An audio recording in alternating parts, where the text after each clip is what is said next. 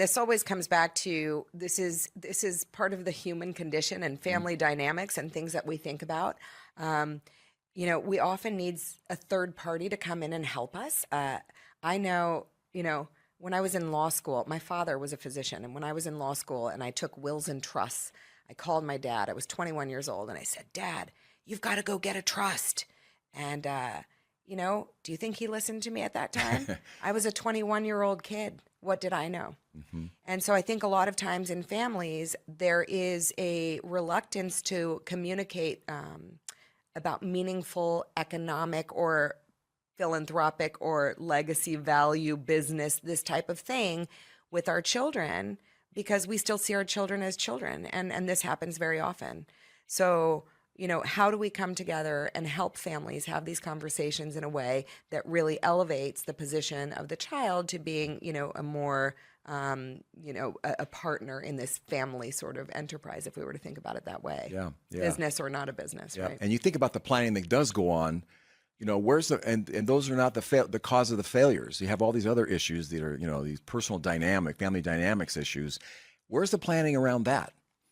And this is where you and I have so much fun with this. Mm-hmm. There's nothing more rewarding than helping clients navigate these types of challenges within their families. We know that the outcomes can be much, much better when we are, really engaging in this type of work.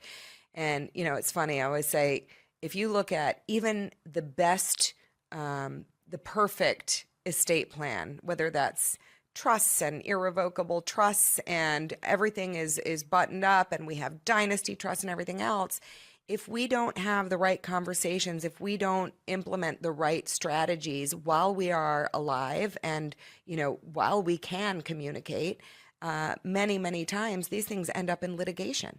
Oh, yeah. Absolutely. And, someone once said, all litigation is the result of an unmet expectation. I love that. And so how do we prevent litigation? How do we ensure family harmony?